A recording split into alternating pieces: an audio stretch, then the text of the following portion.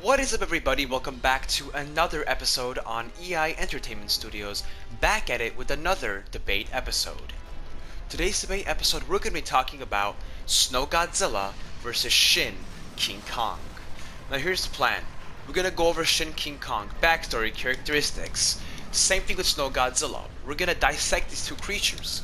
Once we're done dissecting these two creatures, we're going to put them up against each other in a death battle. Now I'll go more into detail when we get there, so for now let's start off with the backstory of Shin King Kong. So, Shin King Kong came to existence back when other Kong species were alive. One female Kong ventured past Skull Island into a deep storm, and a whirlpool pulled her into an underwater cave, where nuclear waste had been piling up, and Shin Godzilla had been growing there. And the female Kong died due to drowning, and Shin Godzilla saw this as an opportunity to grow its army of mutated creatures. So it ripped open the stomach of the female Kong and took in DNA samples and combined it with its own reproductive system to create Shin King Kong. Will always bow down to Shin Godzilla due to having its own DNA. So that's the backstory I came up with for Shin King Kong. Now the abilities, I'm going to skim over them right now. We're going to finish off Shin Kong, and then once we come back, we'll do a deep analysis of each single ability, so don't worry. So I'm going to quickly skim over them right now. Abilities goes as follows. Atomic lasers, sharp flesh-stripping teeth, strong jaws, sharp claws, adaptation, form change, reptile shin skin, chest super lasers. Territorial level is maximum. Aggression level is low. Biome is unlimited. I'll explain that once we get to the abilities, why the biome is unlimited. And height, disclaimer, if you're a returning viewer, you'll notice the height is a bit different than my other videos of Shin King Kong. This one has been adjusted to fit the opponent, okay?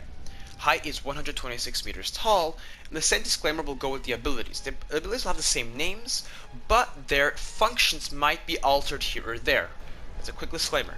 Anyways, let's go back to the abilities. Let's do a deep analysis. So, the abilities goes as follows. The atomic lasers. Now that's coming from the DNA of Shin Godzilla. We all know that Shin Godzilla has atomic lasers. And same thing, that DNA is in Shin King Kong now. And these lasers are going to get shot out from the mouth. So Shin King Kong can actually shoot lasers from the mouth, or known as the atomic lasers, which is very, very powerful. It just swipes through metal and everything, pure steel. Now, including flesh. Next we have the sharp flesh-ripping teeth.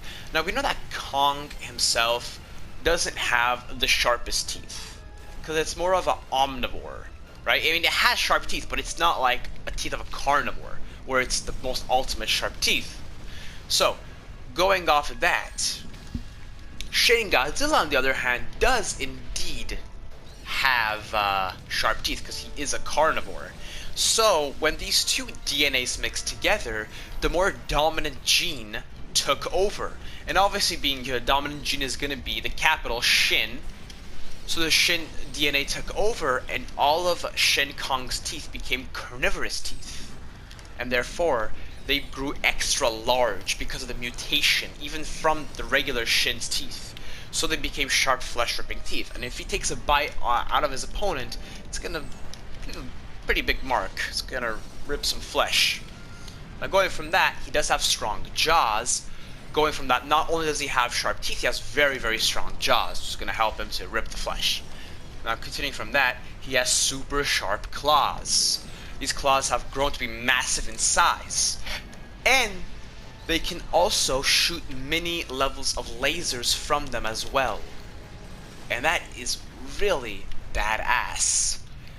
So if he shoves his claws into his opponent's flesh, he could potentially shoot lasers inside of the flesh and rip up his organs. It really depends where he rips into the flesh, but anywhere would cause damage. Significantly amount as well.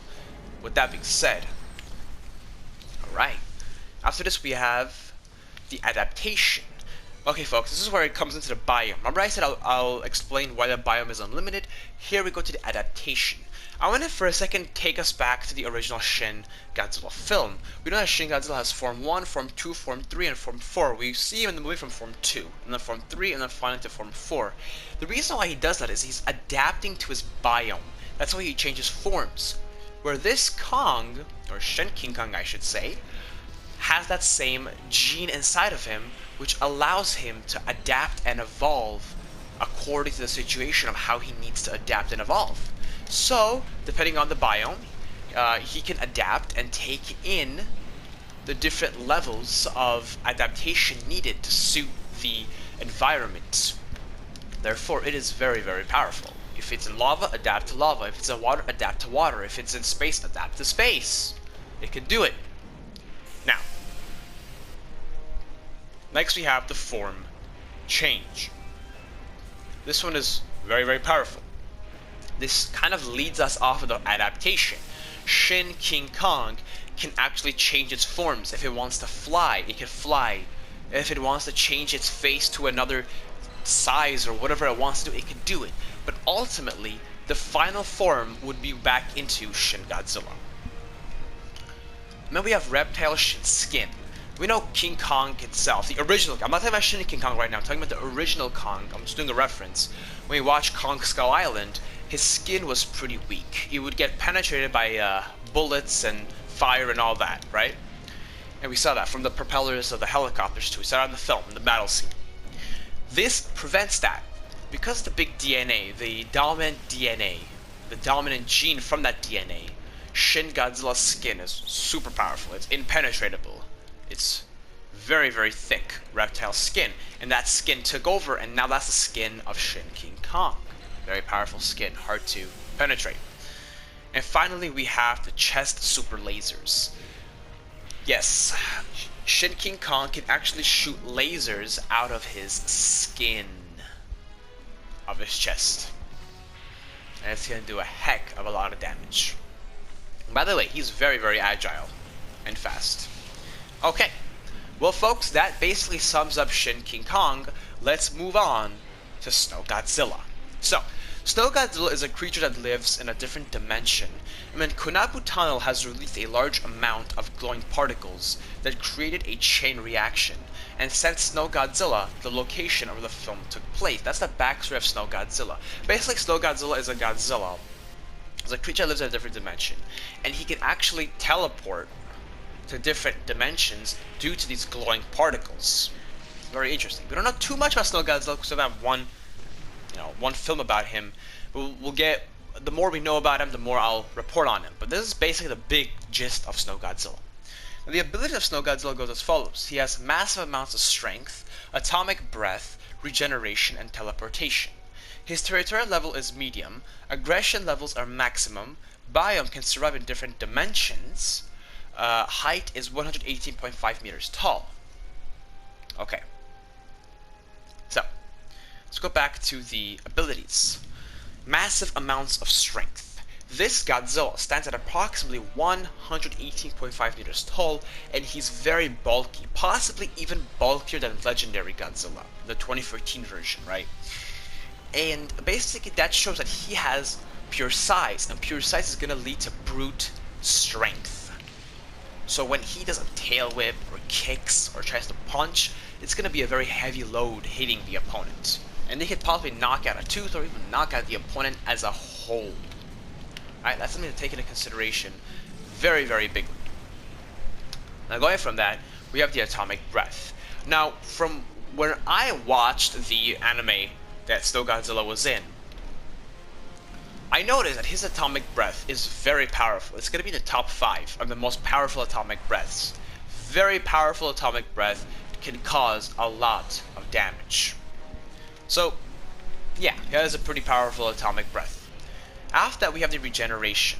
Now, Snow Godzilla can actually regenerate his health levels, not as fast as I would like, but on a slow-paced level, he can actually regenerate his health levels, which is still an advantage than having nothing, but it's not the best mechanism in his body, right? Finally, we have teleportation. Now, we're assuming that he always has the particles near him, the small particles, or the glowing small particles. And he can actually teleport from dimension to dimension or location to location, and that assuming he's fighting an opponent, he can teleport behind them and just attack them. Just very, very powerful. Okay, folks. So that pretty much sums up both Snow Godzilla and Shin King Kong. Now we're ready for what we've all been waiting for, and that is the death battle. So here's how it goes, folks. We're gonna have a close range and a far range battle. The reason why I do this is far range tests these opponents' abilities on a limited capacity. You'll see what I mean when we get there. And then the close range is just all out war. Open. Okay. So let's talk. For far range, which is less practical, we'll start off with that. These two creatures, Snow Godzilla and Shin King Kong, cannot come closer than 700 meters apart. So you have to be 700 meters apart. So we're going to see what abilities Shin King Kong can and cannot use when he's limited to a far distance battle. So let's see. Atomic lasers, Shin King Kong could use it. Sharp flesh-ripping teeth, no. Strong jaws, no. Can't come close to the opponent, can't touch him. Sharp claws, no. Adaptation, yes. Form change, yes. Reptile shin skin, well, it could be a defensive ability, sure. It can. Chest super lasers, yes. So he's pretty limited, but can use quite a few. Now, for Snow Godzilla, he can use, let's see, massive amounts of strength. Well, no, not in offensive way. Atomic breath, yes. Regeneration, yes. And teleportation to a degree. He can teleport from side to side and back to back, but cannot teleport anywhere closer. Anywhere close to Shin King Kong. So, kind of you can use that. So, let's go to the battle, 70 meters apart. I see Shin King Kong starting off this battle as it being just a bit more aggressive than Snow Godzilla, and using the atomic laser, and kind of aggravating Snow Godzilla. And as a result, I believe Snow Godzilla will use the atomic breath to attack Shin King Kong, right? So, from the atomic breath and the atomic laser, I think they're going to do just almost about the same damage to each other, if not literally the same damage. We're just going to cause some damage, but it's going to cause these two creatures to be aggravated and go to the next stage of war. Now, this is where Shin Kong is going to shine. When Snow Godzilla starts teleporting back to back and all doing his weird stuff, the only thing he's really able to do offensively is use the atomic breath. But remember, this is where the Shin DNA kicks in. Toho made a beast they can't control. It's very good, I love it. Shin DNA can adapt and evolve to situations. So after a few hits that Snow Godzilla uses on Shin King Kong, his body is actually going to start evolving and adapting to that atomic breath to not take damage from it anymore. So that atomic breath from Snow Godzilla is going to be useless to Shin Godzilla at one specific point. And basically it's all left of using the chest super lasers and atomic lasers, and he will take down Snow Godzilla like that because Snow Godzilla will really have no defensive ability at this point. Therefore, we will give 1-0 to Shin King Kong for far range. Now let's go to close range. A completely different ball game here, folks. Close range, face to face, no rules. They're just killing and massively massacring each other, right? So, let's go over this. Shin King Kong stands at 126 meters tall. Snow Godzilla, 118.5. Small difference, but there is still a difference in size. Now, remember, Shin King Kong, yes, has Shin DNA, but is nowhere near as brutally big as Snow Godzilla. He's very thick, right? He's a thick boy. So, he's gonna come and he's gonna ram into Shin King Kong and possibly throw him all over the place because of his strength. It's until when Shin King Kong's agility kicks in and he starts jumping from building to building and just quickly just running around. Because remember, he is a monkey or a half monkey at this point still. So he's gonna start jumping around and running around. And eventually he's gonna start kicking around Snow Godzilla because of how fast he is. But I'm assuming this is going to happen. I believe it's going to happen. At one point, Snow Godzilla is going to just tail whip and absolutely knock the living hell out of Shin King Kong. And this is when Snow Godzilla is going to come on top of Shin Kong and start using the atomic breath and absolutely making a bloodbath out of Shin Kong. But when he does that, remember that Kong has chest super lasers, and from while he's on the ground, he's gonna shoot the lasers onto Snow Godzilla. It's gonna completely throw Snow Godzilla off of him while burning his at least good amount of his flesh. Shin King Kong is gonna get up. They're both gonna get up, and they're gonna start fighting again, right? Shin Kong, is gonna start grabbing onto Snow Godzilla. Remember, the sharp flesh-ripping teeth and the strong jaws is gonna rip a vast amount of flesh outside of the flesh of Snow Godzilla. And going from there, the reptile skin is gonna be very, very strong to penetrate. And eventually, the same thing is going to happen where Shin King Kong is going to adapt to the atomic breath, leaving Snow Godzilla kind of defenseless in offensive ways, and then he can bite, he can use atomic lasers, and I believe because of that, Shin King Kong will be the winner once again, making Shin King Kong the winner at 2-0. Obviously, this is just my opinion. You can debate me if you want in the comment section below. Thank you so much for watching, folks, and as always, have a great day.